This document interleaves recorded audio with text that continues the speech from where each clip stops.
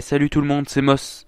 Comme prévu, une petite vidéo qui fait suite au premier à peu près science où je vous parlais de Jurassic Park et le clonage.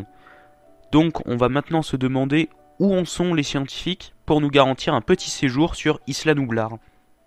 Donc, si vous vous en rappelez, je vous avais expliqué qu'il est impossible de recréer un dino à la manière Jurassic Park. Donc il faudrait plutôt chercher du côté des animaux modernes et on va faire un rapide topo de classification. Les dinosaures appartiennent aux amniotes, à la sous-division des sauropsides, qu'on appelle aussi reptiles au sens classique du terme, et sont les archosaures les plus connus avec les crocodiles. Ils se sont diversifiés de manière spectaculaire, mais vers le milieu du Jurassique, de petits dinos carnivores à plumes se mettent à planer puis à voler, ce qui donne naissance aux oiseaux. Par la suite, pour s'adapter au vol, la queue va se raccourcir, l'articulation du bras va se modifier, les doigts fusionner, le museau va avoir un revêtement corné qui va se transformer en bec, et les dents disparaître il y a environ 116 millions d'années. Vous comprenez peut-être donc mieux maintenant pourquoi on dit que les oiseaux sont des dinosaures. Et du coup, quel est l'un des oiseaux les plus courants, dont le code génétique est presque fini d'être décrypté, et que l'homme maîtrise depuis longtemps ? Non, pas d'idée ? La poule! La méthode pour obtenir des dinosaures à base de poules consisterait donc à inverser toute cette belle évolution qui s'est passée depuis environ 150 millions d'années, en tripatouillant les gènes ou en injectant un cocktail de protéines à un endroit donné, pour que les organes en question se développent. La bestiole ainsi créée devrait s'appeler le Chickenosaurus. Donc je vais passer en revue rapidement 4 points de cette transformation et l'avancement actuel de ces projets. Le plus important à mes yeux, c'est la queue. C'est vrai, regarde ce qu'il en reste. Paradoxalement, c'est un des points les moins avancés à ce jour. C'est l'équipe de Jack Horner, un paléontologue américain, qui se focalise là-dessus, et ce depuis 2008. Si le nom du bonhomme vous dit quelque chose, c'est peut-être pas par hasard parce qu'il a été conseiller scientifique sur les 4 opus de la franchise Jurassic Park. Notons d'ailleurs que Jurassic Park lui est peut-être un peu monté à la tête pour qu'il veuille faire des Chickenosaurus, et que Papy est sûrement resté coincé dans les années 90 parce que les représentations des dinosaures dans Jurassic World sont pas vraiment raccord avec les toutes dernières découvertes paléontologiques. Mais bon, on est en train de s'égarer là. Ce qui justifie ce manque d'avancée, c'est qu'en fait dans l'équipe de Jack Horner, tous les essais de réactivation de la queue passent par des injections de protéines aux endroits de pouce de la queue. Et le problème c'est que des fois ça touche d'autres organes qui par-dessus le marché peuvent mettre en danger la vie de l'embryon.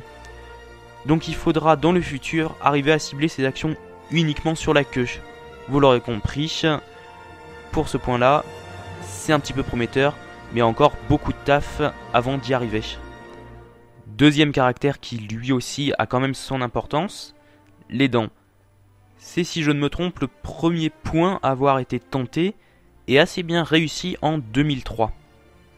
A l'époque, les chercheurs avaient implanté des cellules souches de souris dans la bouche d'un embryon poule et ils ont réactivé les gènes dentaires endormis depuis 116 millions d'années et bingo, des dents ont poussé sur le bec.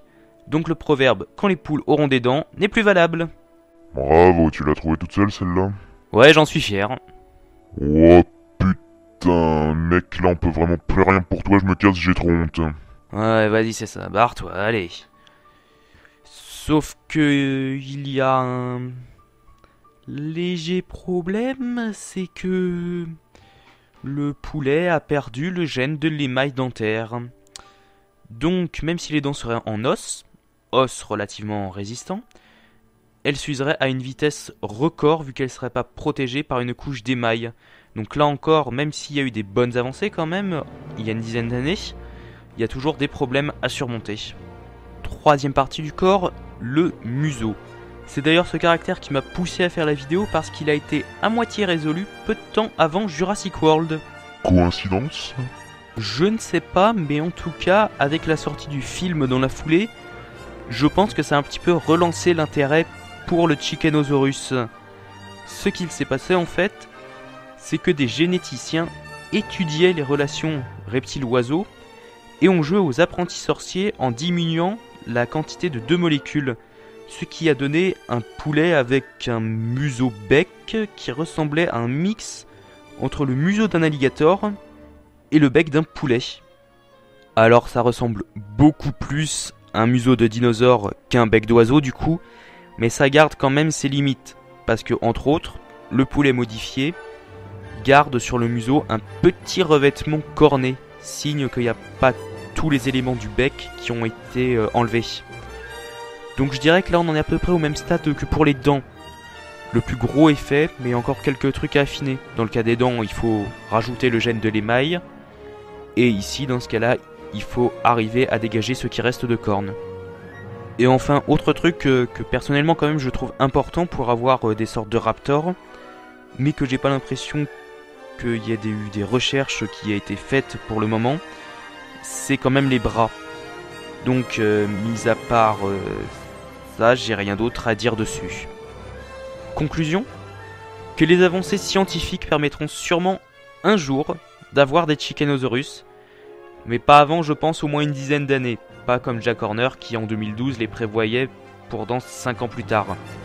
Le projet est réalisable, mais après, au niveau de la moralité, c'est pas vraiment ça. Pour exemple, une queue déstabiliserait l'équilibre naturel du poulet, des bras l'empêcheraient de voler, parce que oui, une poule ça vole, et puis un museau et des dents obligeraient peut-être à changer son alimentation et la façon justement dont il peut manger.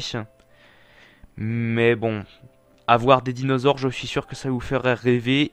Et pour finir, voici la phrase de Jack Horner qui résume à merveille toute la vidéo. Nous y sommes à 50%. C'est un peu comme le projet d'aller sur la Lune. Nous savons que c'est possible, c'est juste qu'il y a d'énormes obstacles à surmonter. Merci d'avoir regardé la vidéo. Si elle vous a plu, vous pouvez cliquer sur le petit pouce bleu. Vous pouvez aussi laisser un commentaire, s'il est négatif, autant qu'il soit constructif. Vous pouvez aussi vous abonner à la chaîne, si vous le souhaitez. Et bien sûr, n'oubliez pas de partager la vidéo, c'est ce qui fait découvrir à d'autres personnes les vidéos, la chaîne et tout le travail qui en résulte. Quant à moi, je n'ai plus qu'à vous dire à une prochaine vidéo. Ciao.